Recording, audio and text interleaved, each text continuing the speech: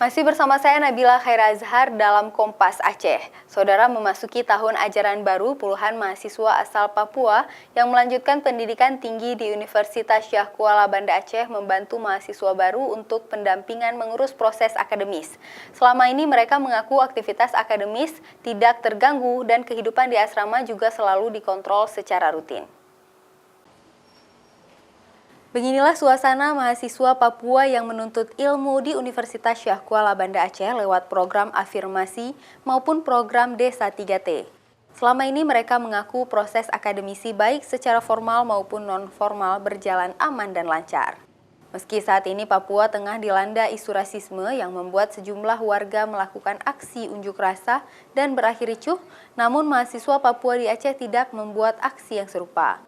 Mereka mendukung pembelaan isu identitas dengan doa dan harapan agar semua warga negara Indonesia kembali merajut damai dan hidup rukun.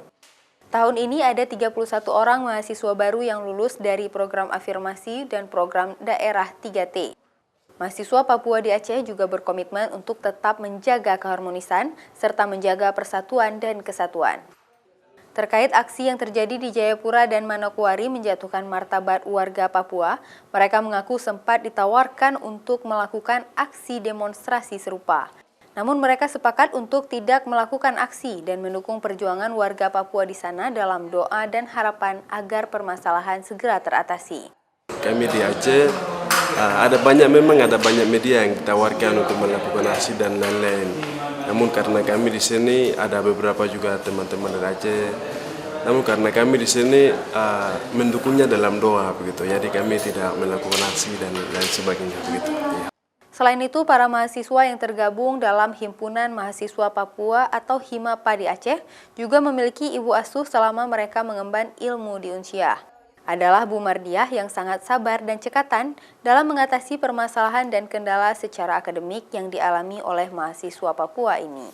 Orang ini tinggal di asrama terkontrol. Kalau organisasi yang bagus-bagus kayak main bola ada deh ya, main bola itu ada, orangnya ada. Mudah-mudahan ke depan lebih bagus lagi. Mereka juga berpesan agar toleransi dan silaturahmi antar budaya terus digalakkan agar tidak muncul isu rasisme sesama warga negara Indonesia. Nova Misdayanti, Kompas TV, Banda Aceh.